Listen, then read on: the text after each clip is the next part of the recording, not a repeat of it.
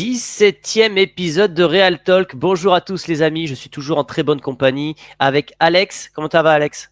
Ça va les gars? Bah écoutez, moi, on est en forme et très content de vous retrouver pour un nouveau podcast. Et bien sûr Thomas que je risque de croiser dans quelques jours du côté de Madrid. Comment ça va Thomas? Bah écoute, ça va et toi? Quelques heures, quelques jours, Ouais, quelques heures même. J'espère que ta ouais, valise c'est est ça. déjà prête. Oublie pas le parapluie parce que ça fait une semaine, 10 jours.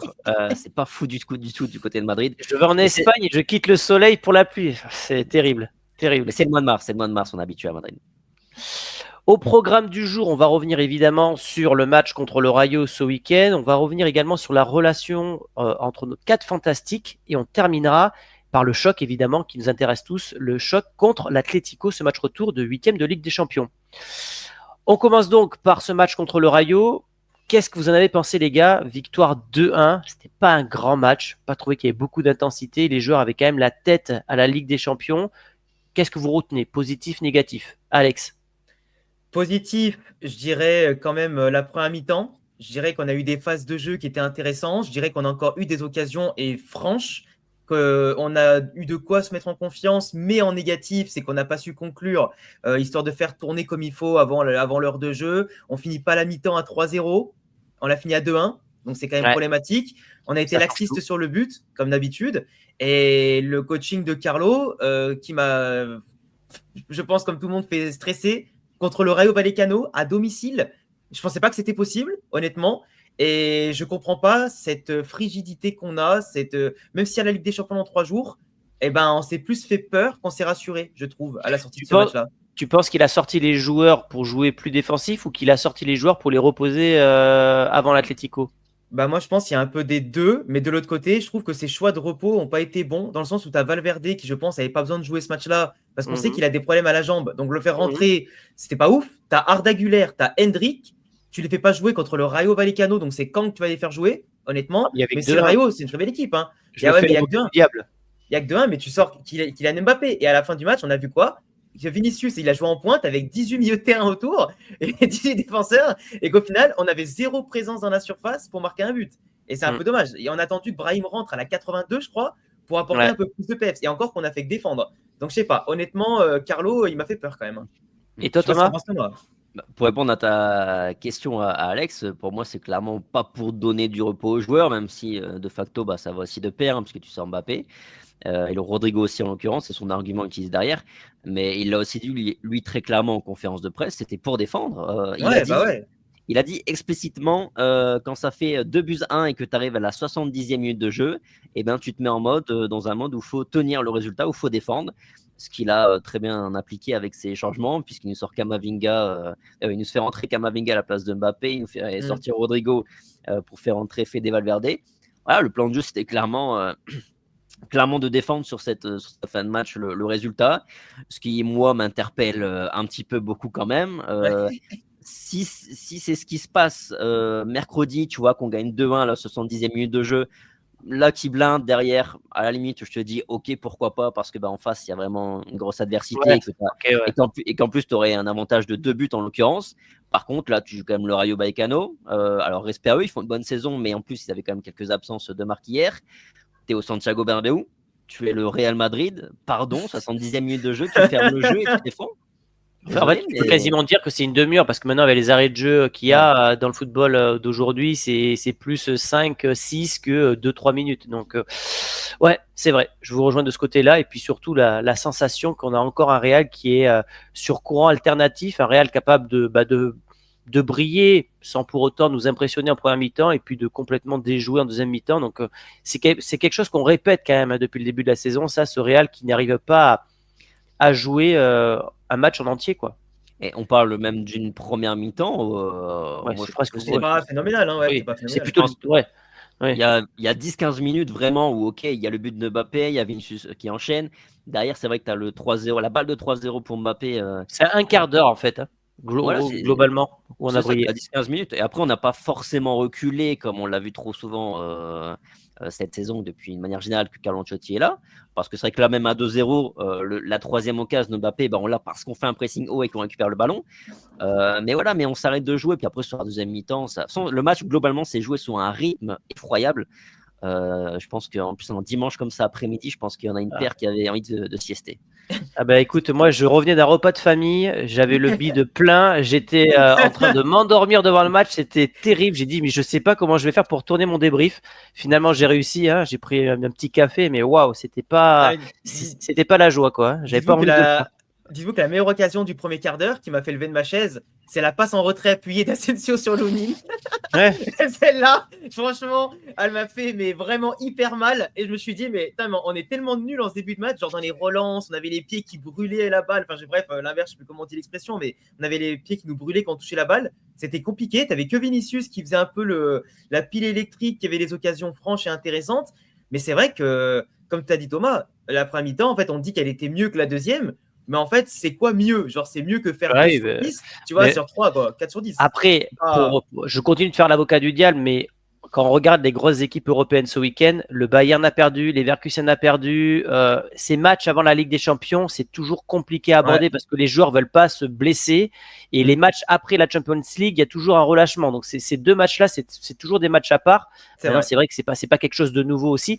Moi, j'ai pas suivi l'avant-match puisque j'étais, comme je disais, en repas de famille. Courtois, il était touché ou c'est un choix de Carlo de mettre Lunin? J'ai pas eu le temps de suivre cette info.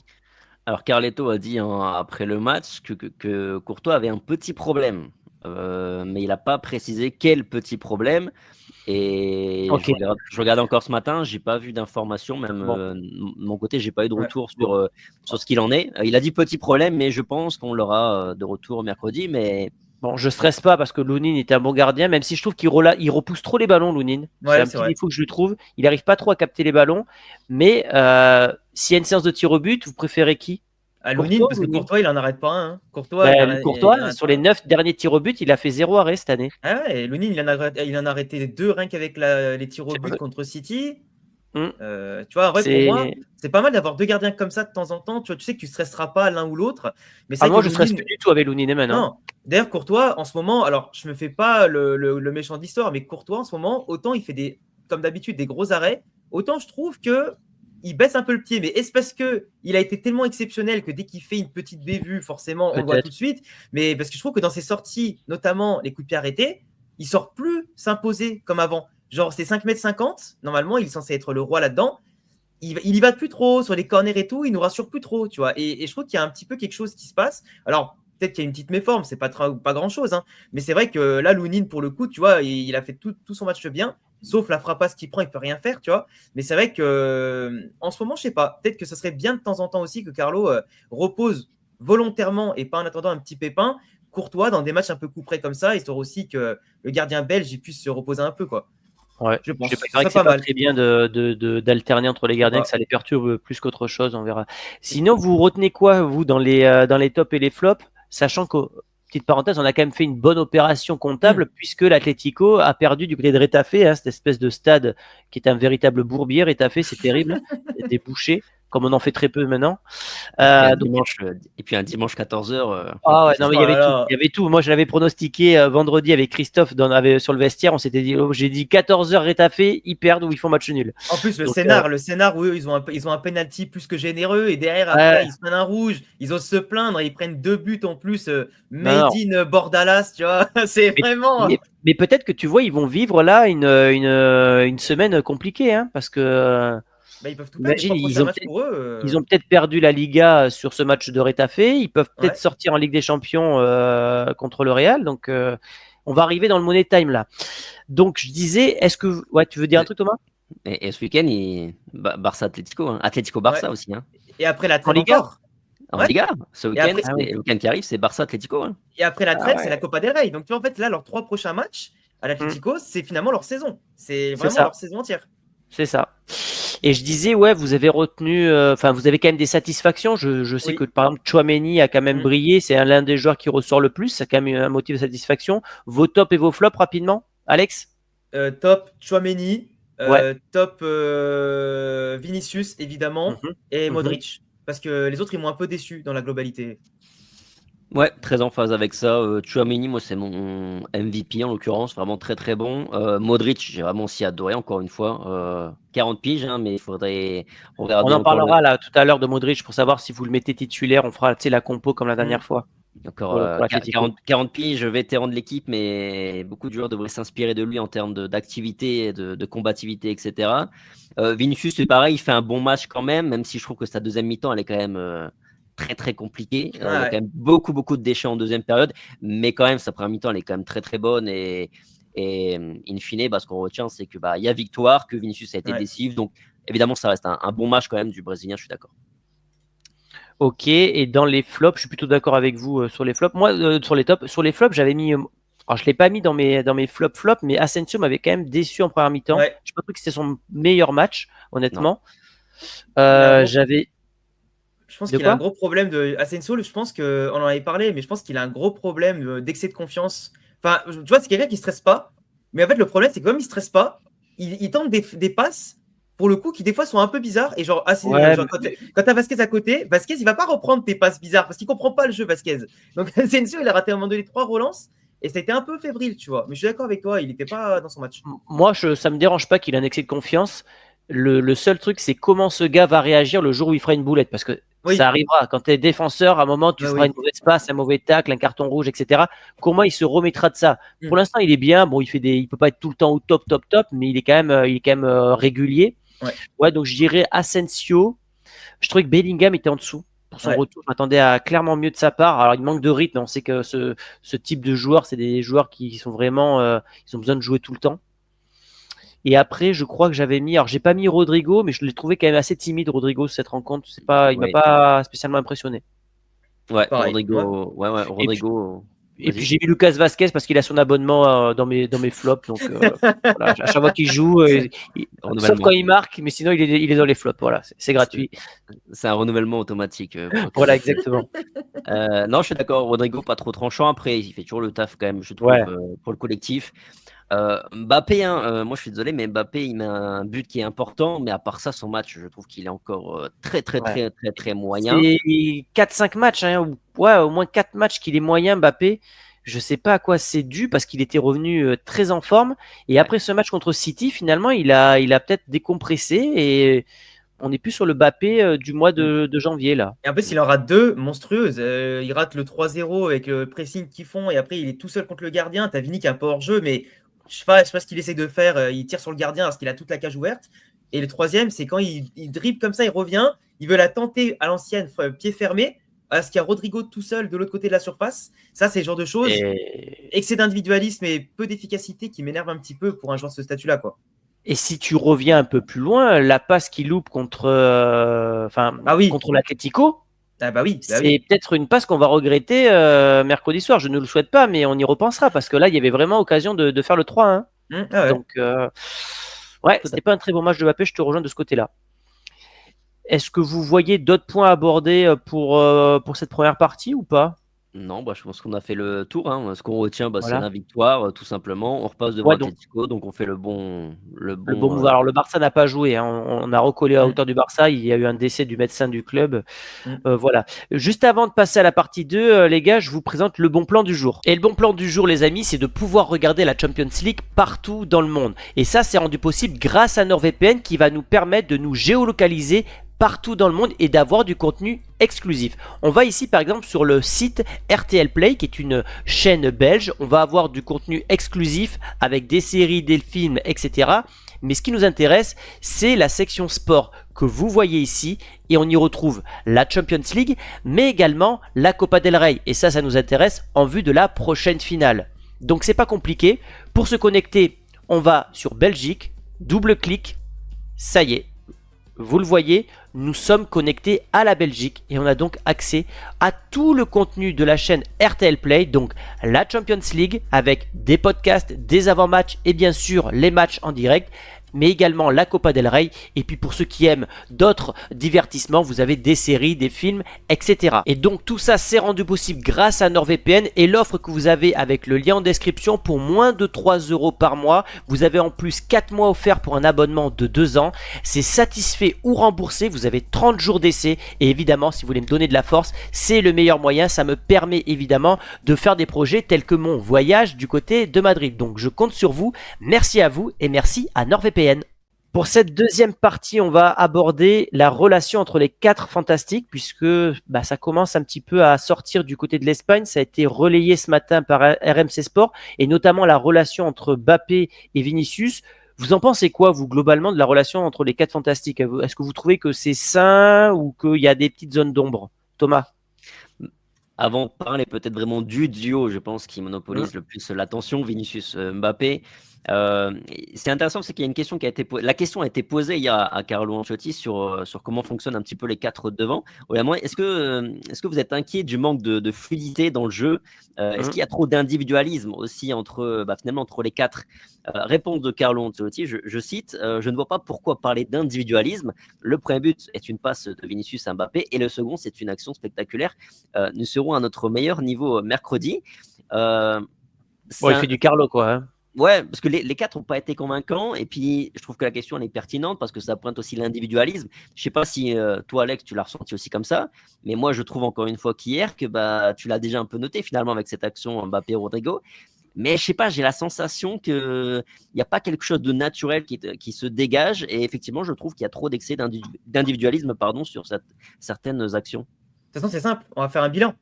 Quand tu vois depuis le début de la saison, peu importe l'état de forme de chacun individuellement, est-ce qu'il y a eu vraiment plusieurs matchs de suite, et même beaucoup de matchs, où les 4, ou au moins 3 des 4, ont brillé en même temps dans la saison, et dans le même match? Et surtout, ont-ils eu des connexions solides sur plusieurs matchs d'affilée? Et la réponse, c'est non. Et pour l'instant, on a eu de la chance que quand il y en a 2 qui sont pas bons, voire 3, tu en as au moins un qui vient sauver l'affaire, comme on a eu le cas avec Rodrigo l'autre jour, quand c'est le cas avec Mbappé la dernière fois. Mais en fait, le problème, c'est que l'harmonie des 4, elle ne se fait pas à cause de la tactique de Carlo qui ne les quadrille pas, qui ne les tient pas. Ça se fait parce que chacun a envie de montrer qu'il est important. Chacun a envie de montrer, tout comme l'a dit en début de saison Rodrigo par exemple, il ne faut pas oublier le R à l'acronyme. Et en fait, tu vois, ça c'est des petites choses qu'on ne voyait pas avant, des petits mots dans les médias, etc.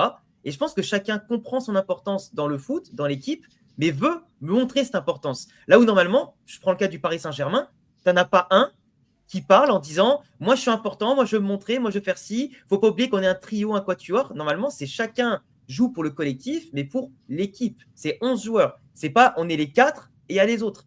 Et au Real Madrid, actuellement, j'ai plus l'impression qu'on parle des 4 et des autres, et c'est un peu problématique. Et sur le terrain, on l'a vu. Mbappé, Vinicius, ça se connecte pas trop.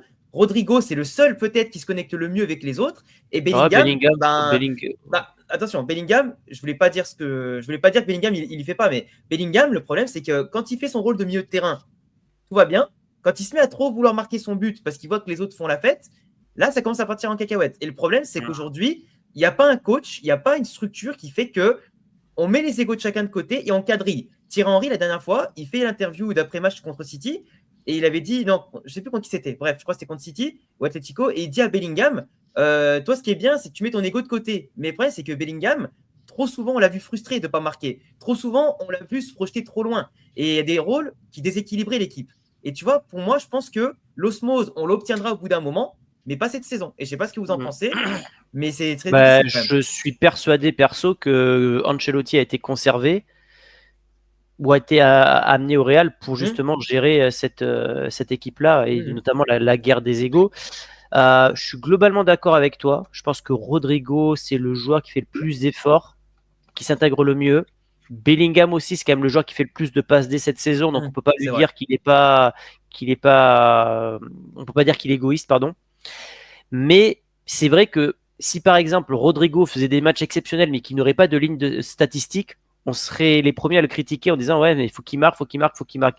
Et cet ajout de stats maintenant depuis l'ère Ronaldo-Messi, ça vient peut-être aussi créer ce genre de problème dans un vestiaire, parce que s'ils veulent gagner le ballon d'or, on sait que ça passe par des stats, et aujourd'hui on a un poulailler où il y a plusieurs coqs et ils veulent tous un petit peu briller, et c'est vrai que des fois tu as la sensation qu'ils peuvent faire la passe et qu'ils ne la font pas pour essayer de marquer ce but et d'avoir la lumière vers eux.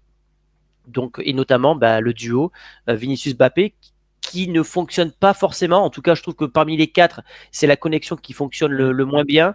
Rodrigo, Bellingham, ça marche avec à peu près tous les joueurs, mais cette connexion Mbappé-Vinicius, c'est donc en Espagne, ils insistent sur ça, et notamment RMC qui a repris. Je vais vous partager l'article là. Attendez, vous allez me donner votre avis.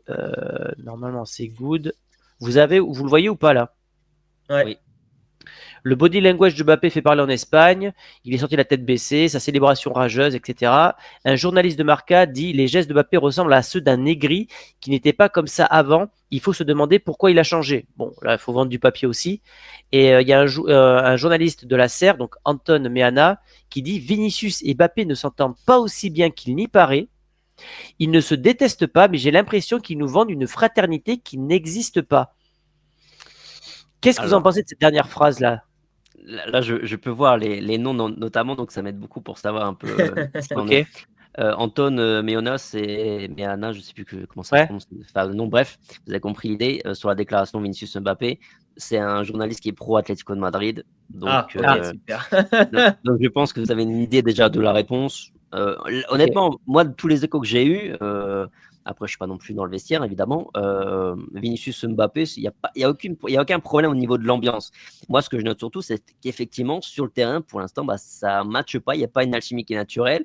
Moi, je pense que c'est avant tout, au-delà même des égos, parce qu'après, les égos, on sait, ils sont là. Mbappé, c'est un buteur. Donc, on sait que 2 fois sur 3, il va tirer, il ne va pas faire la passe. Vinicius, il est moins dans cet esprit-là, mais c'est pareil. Aujourd'hui, il a un standing, c'est le 2e meilleur joueur du monde au Ballon d'Or, vainqueur du prix The Best, donc il a aussi un statut, il a envie de stater aussi. Bellingham, Rodrigo est un peu moins dans ces délires-là, mais c'est pareil, c'est un joueur qui a de l'ego. Rodrigo, ils ont tous de l'ego, faut pas se mentir. Mais moi, par rapport à cette mauvaise connexion, moi, je pense que c'est surtout d'ordre tactique, tout simplement. Ce qu'on voit encore une fois sur le match d'hier, c'est un Mbappé qui joue numéro 10.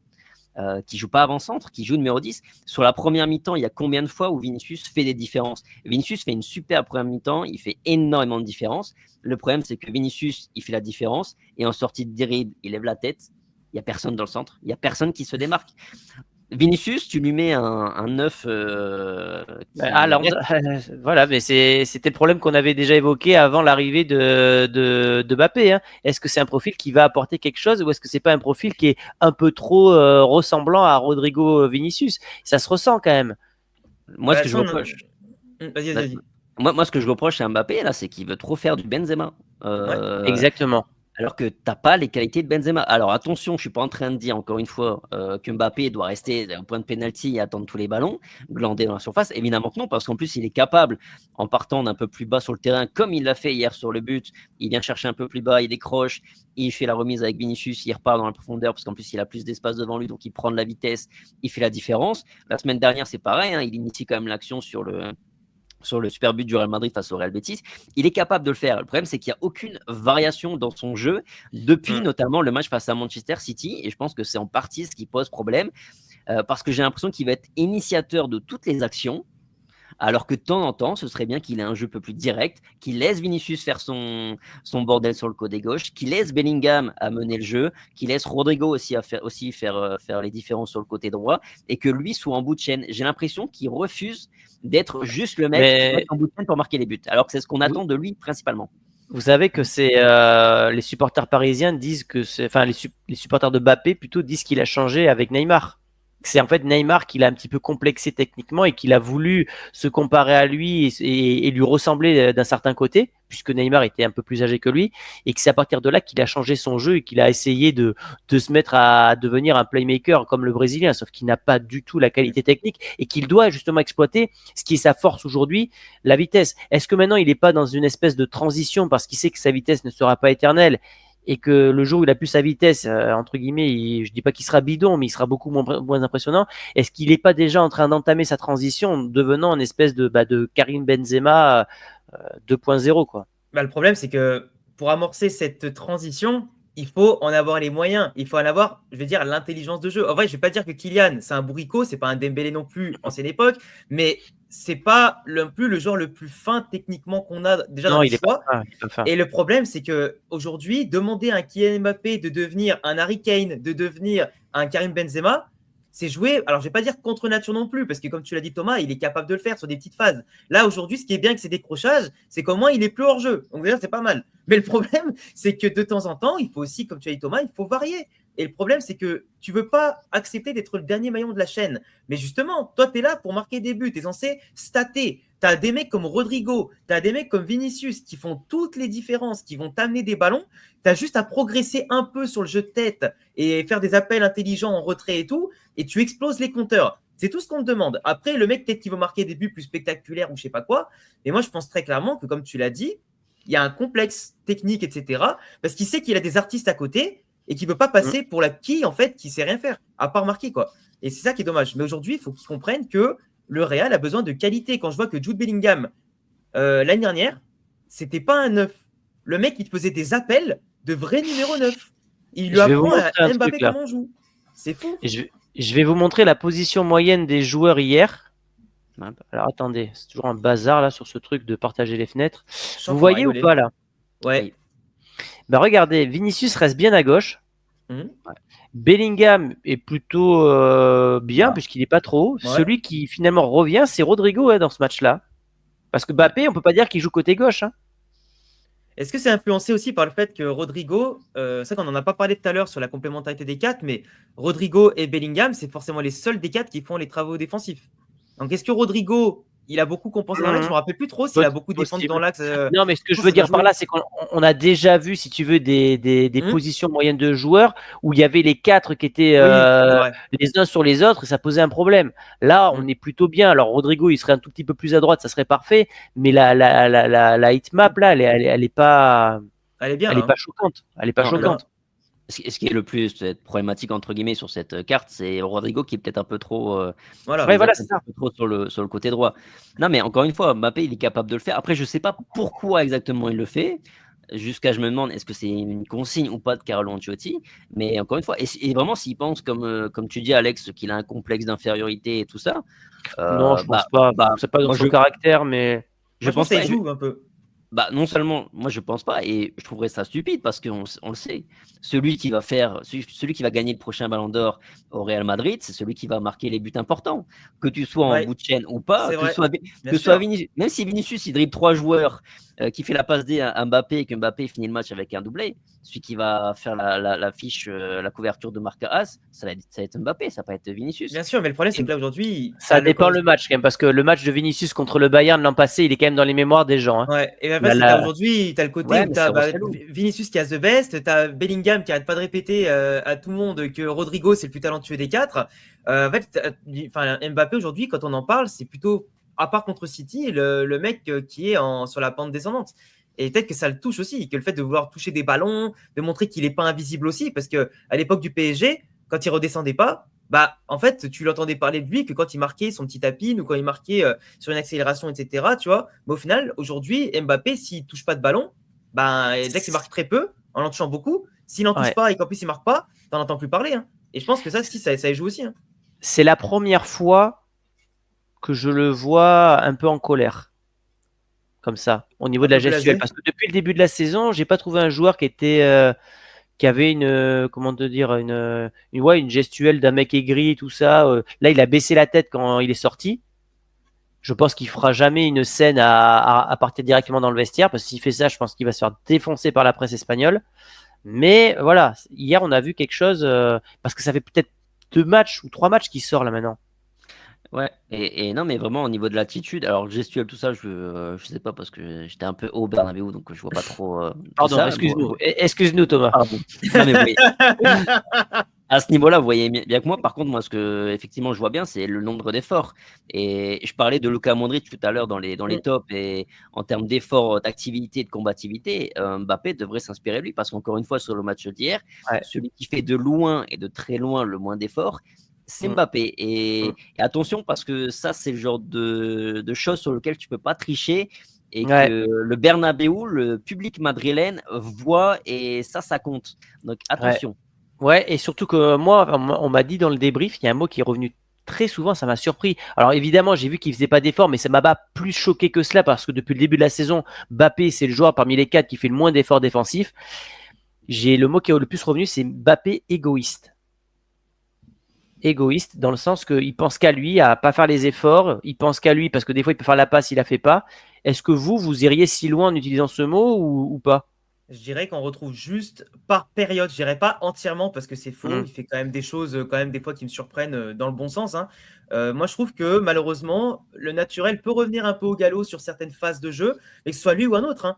Et c'est vrai que au Real Madrid, de toute façon, le collectif, je suis désolé, c'est pas le mot d'ordre que je vois depuis le début de la saison, à tous les niveaux de toute façon, hein. Donc malheureusement, en fait, je pense qu'il prend un peu les mauvais résultats en termes de beau football du Real et aussi, bah, ce côté, on galère. Et je pense qu'il prend un peu ça aussi dans la gueule, quoi. Parce que si on marque Ouais. plus de buts, bizarrement, on dirait rien. Mais comme on gagne au forceps, ou qu'on a perdu quand même 10 points en 5 matchs, bah, il en prend dans la gueule, je pense. Après Ouais. c'est un joueur de cette trempe-là, évidemment qu'il est égoïste. C'est un joueur qui fait des stats. S'il met 50 buts quasiment par saison depuis Ah ouais. cette saison, c'est parce qu'il est égoïste. Et j'ai envie de vous dire, s'il met ses 50 buts en fin de saison, qu'il soit un Ouais. peu égoïste parfois, on s'en fout. Bah oui, bien sûr. Et même hier, vous voyez, l'action avec Rodrigo, par exemple, où effectivement il peut décaler Rodrigo.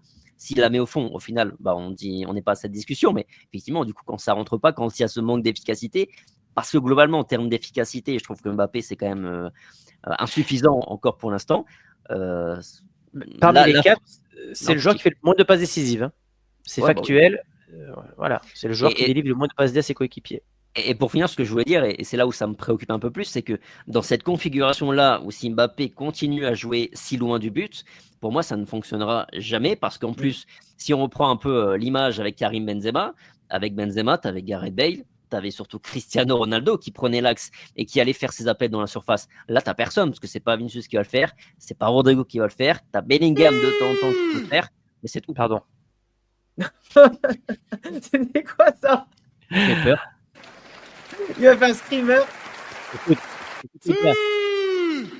voilà, le cri-cri. Sur ce, les amis, nous passons justement au bourreau préféré de Cristiano, l'Atlético Madrid, et ce choc en Ligue des Champions, le match retour après une belle victoire quand même contre l'Atlético. C'est jamais facile de les battre 2-1. Vous stressez, les gars, ou pas? Un peu, parce que je me dis que t'as pas fait les devoirs comme c'était prévu au match aller, dans le sens où, Ok. vu la physionomie du match, on aurait dû gagner au moins 3-1. Et ça me fait stresser parce que je me dis, un but d'écart, finalement, c'est quoi un but d'écart? C'est un match normal. C'est juste gagner Ouais, un mais but le de but plus à que l'extérieur ne l'adversaire. compte plus double en cas d'égalité, donc C'est bon. sûr, mais tu vas aux prolongations. Et là, aujourd'hui, Oui, c'est un peu chaud. Après, je suis d'accord avec toi que le Real, en termes d'effectifs, expérience, et en plus, contre l'Atlético en général, on sait comment ça se passe. Mais là, pour le coup, je suis pas. Ça reste quand même du 60-40 pour le Real, je ouais, pense. ouais, je Mais, pense aussi. on n'est pas à l'abri d'une mauvaise surprise. Après, pour l'instant, depuis le début de saison, on les a toujours bousculés. C'est rarement eux qui On nous n'a font jamais perdu, pousser. surtout. On n'a Voilà. jamais perdu. Et là, pour se faire éliminer, il faut qu'on perde. Et donc là, je suis Donc, content parce qu'on retrouve Valverde derrière, Tara Mendy, on a pu quand même reposer certains joueurs quand même. On n'a pas de bobo plus gros que ça depuis ces derniers temps. Donc je me dis, malgré que Ceballos soit pas là, tu as un gros test pour certains joueurs. Je pense à Kama, je pense aux 4 fantastiques, hein, parce que Jude Bellingham, qui n'était pas là quand on a gagné, là, lui, il a envie de prouver, je pense, qu'ils peuvent gagner avec lui aussi, ou du moins se qualifier, tu vois. Et donc là, il faut que les 3 de devant, dont Vinicius et Mbappé, prouvent que le match aller, c'était une erreur et qu'il faut qu'il se rattrape. Donc et toi, aujourd'hui. Thomas? Ouais, alors c'est vrai que si en plus on revient en même temps sur le match, si on repense au match aller, effectivement, on a fait quand même le travail puisqu'on a quand même pris l'avantage et c'est ce qu'il fallait absolument faire avant le match aller pour pas aller au Metropolitano en devant faire la différence. Là, on a plutôt un résultat à tenir, donc effectivement, on a fait le travail en ce sens-là. Après, je rejoins un petit peu Alex quand même parce que vraiment sur les 25-30 dernières minutes, il y avait des raisons vraiment de marquer ce troisième but qui nous aurait mis dans un confort supplémentaire. Donc, il y a un petit peu cette déception, frustration à ce niveau-là et cette crainte forcément par rapport au match retour. C'est comme le deuxième match hein, contre eux, qu'on joue au Bernabeu. La deuxième mi-temps, ils ne voient pas le jour, les mecs. Et on ne gagne pas. Non. Et ça, et du coup, plutôt dans les motifs d'espoir, il y a tu parlais de 3 matchs en défaite, mais même sur les 3 matchs, à aucun moment on a été véritablement bousculé ou on a senti qu'on pouvait perdre le match, vraiment sur les 3 matchs, parce que même sur les 2 matchs, on méritait plus de le gagner que de faire match nul, en tout cas que de le perdre surtout. Et surtout, l'autre chose sur laquelle je pense, c'est par rapport à nos individualités. Alex, tu as commencé à le souligner un petit peu. Mbappé avait été catastrophique. Vinicius avait aussi été dans une soirée très très compliquée. Et je me dis, les deux peuvent pas faire un match aussi mauvais quand même. Bah, ça serait quand même incroyable. Mais oui. Bon, on en revient au débat qu'on dit depuis plusieurs semaines. Ok, les 4, ils fonctionnent pas forcément ensemble, mais au moins l'avantage que tu as, c'est que tu en as au moins un des 4 qui finit toujours par briller. Donc, et qui arrive à faire la différence. Mais bon, donc du coup, tu es plutôt confiant, toi. Ouais, plutôt confiant. Puis défensivement, on a quand même été solide avec un Valverde qui revient de blessure. Qu'on dit il est pas à 100%. Le mec est trop fort. Absolument énorme. Il sera de retour. On aura une défense solide parce que je pense que Rudiger, il n'y a pas de problème. C'était une grippe, donc je pense qu'il aura récupéré mercredi. Donc ouais, moi je suis plutôt confiant. Moi, je pense que ça peut aller aux prolongations, ce match. Oh oui. Ouais, ça, je sens bien. En fait, je sens bien, moi, je vous donne mon prono, le Real qui perd dans le temps réglementaire, 1-0 ou 2-1, et le Real qui se qualifie à l'issue des prolongations. Franchement, ou au tir au but. On est tellement pas prêt pour un match comme ça. Moi, s'il vous plaît, j'ai déjà perdu trop de points de vie cette année. Je veux juste récupérer un peu de vie. On est en quart de finale, il y a Arsenal, voilà. J'avoue qu'un 2-0 propre en 90 minutes, bon, je prends quoi. Parce que c'est bon quoi. Pour stretcher jusqu'à une séance de tir au but, ce serait dur quoi.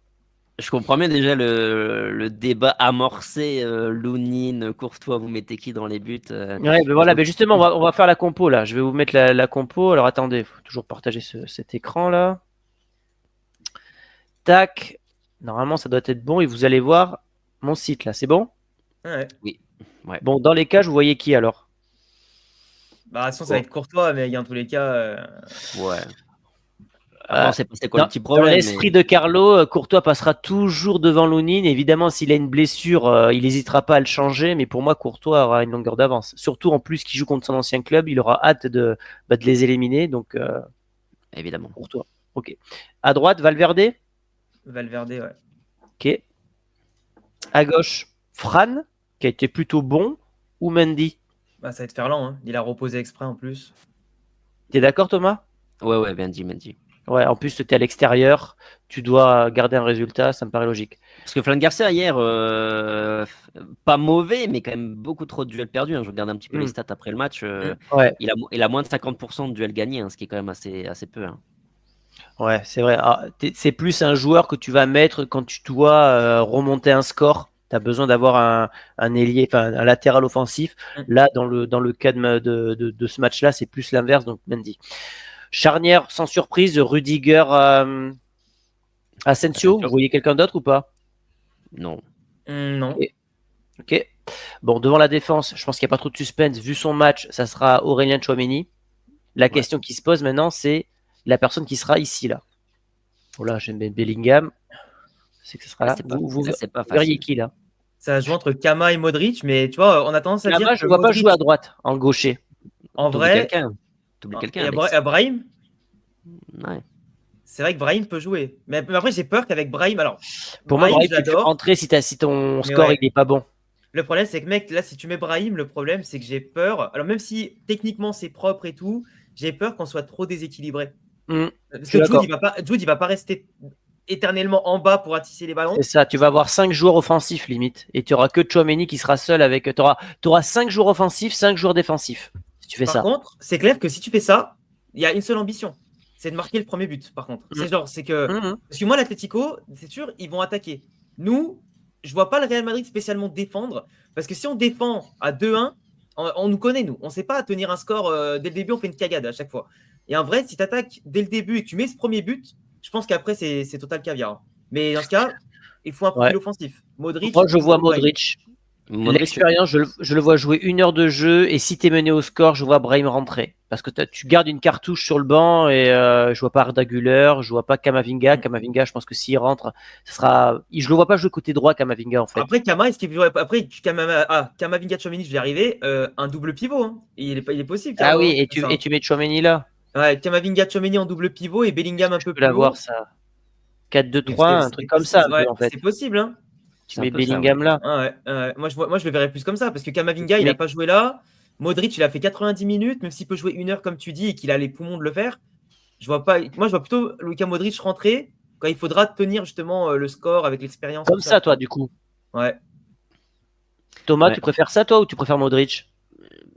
Moi, je vous dis tellement avant le match face au Rayo, je me disais Brahim Diaz va être titulaire, Modric va rester sur le banc, il retrouvera en cours de match. Et comme ça, tu prépares Modric à être titulaire face à l'Atlético de Madrid. Parce que même si Carlo nous dit Modric, il peut jouer tous les 3 jours, il n'y a pas de problème. Que Modric joue tout le match hier, ça m'étonne un peu. S'il était sorti à l'heure de jeu, j'aurais dit, bon, de titularisation, il n'y a pas de problème. Là, il joue quand même 90 minutes, renchaîner 1h, 70 minutes. Et il y a quand même une option auquel on ne pense pas, mais vous voyez ma souris ou pas là, qui bouge? Ouais, oui. Le match se passe mal. Tu peux toujours faire entrer Lucas Vazquez et faire remonter Valverde. Hein. Oui. Tu peux, c'est vrai. Parce que après, Lucas Vazquez, il aura besoin d'attaquer, donc il sera là. Ok, bah, tu prends des risques parce que tu sais que défensivement il est bidon et tu apportes un Valverde qui peut toujours te sortir une frappasse de loin et apporter un peu plus d'équilibre. Donc tu as quand même pas mal de choix au final. Moi, ce qui serait mon truc préféré, là, tu vois, là, tu mets Camavinga, c'est pas mal. Et pour revenir sur ce que disait Thomas, moi, le truc vraiment idéal, et dans tous les cas, je sais que ça va arriver plus tard au Real Madrid, tôt ou tard. Jude Bellingham, il va pas rester 10 éternellement. Enfin, quand je dis 10, c'est à la pointe de ce triangle-là. Au bout d'un moment, il va reculer. Parce qu'il va faire comme avec l'Angleterre à ses débuts, il va faire comme avec Dortmund, et évidemment, il va reculer. Il va revenir plutôt comme un 6-8 au bout d'un moment. Et je sais que là, Brahim, il pourrait avoir sa place, tu vois. Mais là, aujourd'hui, à l'instant T, je pense que mettre Brahim plus les 4 fantastiques. Ouais. Moi, je ne le vois pas faire ça. Tu fais ça pour une remontada, ok. Là, tu montes tes ambitions, tu as besoin de remonter 2-3 buts, ok. Là, tu gères le score. Je vois pas Camavinga parce que pour moi, il est trop instable, il fait trop de fautes, il peut prendre des cartons au bout de 20 minutes et après être conditionné à ne plus défendre correctement. Je le vois plus rentrer en super sub. Modric, tu le fais jouer 1 heure. Je pense que Modric, il a 1 heure dans les jambes, honnêtement. Tu fais rentrer Camavinga ou tu fais remonter Valverde. En tout cas, moi, je vois ce milieu-là. Après, Kama, pour moi, c'est son test ultime. Hein. Si Kama, il ne s'inspire pas de Tchouaméni pour remonter. Il a besoin de briller, là. J'avoue qu'il a besoin de briller. Il n'a plus qu'à espérer que Carlo ne soit pas prolongé, parce que sinon, il va passer 1 an et demi sur le banc. Excuse-moi, Thomas, je t'ai coupé. Ouais. Non, mais de toute façon, je suis d'accord avec vous sur le 11. Je pense que le point d'interrogation et le seul point d'interrogation, c'est Modric ou Camavinga. Parce que de toute façon, Brahim Diaz, finalement, c'est un peu le même débat qu'on a. On dit, faire venir Florian Wirtz et d'autres joueurs comme ça, un peu la vocation offensive. Un joueur comme ça, plus Bellingham, plus les 3 devants, à un moment donné, c'est pas viable comme système. Ouais. Et de toute façon, sur les phases défensives, le Real défend 4-4-2. Tu as Bellingham qui ferme à gauche. Tu as Rodrigo qui ferme à droite. Donc, avoir Camavinga et Tchouaméni qui se retrouvent à 2 dans l'axe. Pourquoi pas, même si moi, je pense quand même que vu le match aller, c'est plutôt Modric quand même qui aura la. Je pense aussi. Il y a moyen. Puis bon, Camavinga, il serait bon. Il serait dans une forme olympique. Je dirais, ok, le mec, il est tellement bon, mais c'est pas le cas. Donc, tu peux pas le mettre dans un match aussi important. Non, c'est ça va dépendre des datas. Si Carlo a des stats qui sont bonnes au niveau de l'état de forme de Modric, ce sera Modric. Ouais, je suis d'accord. Vous avez d'autres choses à rajouter au vu de cette rencontre ou pas? Non, juste demander aux joueurs d'être, s'il vous plaît, soyez décisifs, soyez bons, arrêtez d'attendre 10 occasions pour marquer un but. Juste, je demande que ça, moi. L'avenir de Carlo se joue peut-être mercredi, là. Parce que tu sors en demi contre le PSG ou Liverpool. Bon, tu vois, ça va, t'es en demi, tu perds en 8e. Pas bon. Pas bon pour lui. Donc, avoir gagné le match aller, tu perds au retour. Ouais. C'est arrivé combien de fois? Je crois que c'est arrivé que 4-5 fois maximum que le Real perde une qualif en ayant gagné 2-1 le match aller, un truc comme ça. Ça a été contre des équipes italiennes de base. J'ai pas la stat. J'avais vu passer, mais je sais pas. Moi, Carlo, dans tous les cas, vous connaissez mon avis, mais bon. Moi, je pense qu'il y aura 1-1 dans ce match. En vrai, 1-1. Je pense qu'on ouvre le score, on prend un but après, et je pense que ça bougera pas. Ouais, moi, je vois bien un match nul aussi, mais j'ai peur aussi du scénario. Je vois un match nul, mais tu vois, le scénario un peu comme Thomas. Sur les 90 minutes de jeu, si le score doit basculer, je pense qu'il peut basculer pour l'Atlético et après, tu fais rentrer du Brahim et tu peux aller chercher le 2-2 ou la séance de tir au but. Parce que les mecs, c'est leur saison qui joue là. C'est leur saison qui joue. Et puis, ils ont toujours plus faim de détruire le Real que le Real de détruire l'Atlético. Donc, je sais pas. Vous savez quoi? Je vais coller un truc. Je ferai un petit pari comme ça. On prend un but, et là, tu as Raúl Asensio qui va te mettre un coup de casque sur corner. Et les gars, Raúl Asensio, moi, je l'attends son premier but. Et je me dis, si c'est vraiment le régène de Ramos, il en met une contre l'Atlético Madrid. C'est clair que s'il marque, il leur coule s'il marque, la comparaison, déjà que la comparaison, elle est troublante, puisque même taille, même caractère, même poste, même au même style de relance, etc. S'il marque contre l'Atlético, en plus dans les arrêts de jeu, t'imagines, sur un corner et tout ça, là, c'est sûr, on va dire l'histoire se répète, quoi. Bon, voilà. Voilà. Bon, je crois qu'on a fait le tour, les gars. J'espère qu'on va vivre une belle semaine. Thomas, nous, on se voit demain. Demain. Voilà. demain, du côté de Madrid. Je prends l'avion à 9h. J'arrive là-bas vers 10h, 10h30, puis on va s'éclater pendant 2 jours sur place, et puis après je retournerai à Bordeaux. Voilà les amis, écoutez, on vous dit merci à tous. Rendez-vous la semaine prochaine pour le podcast qui sera sur la chaîne, je crois, d'Alex, il me semble. Non, de Thomas. De Thomas, Ouais, voilà, j'avais une chance sur 2. Et on vous dit à la semaine prochaine. Ciao les amis. Ciao, ciao.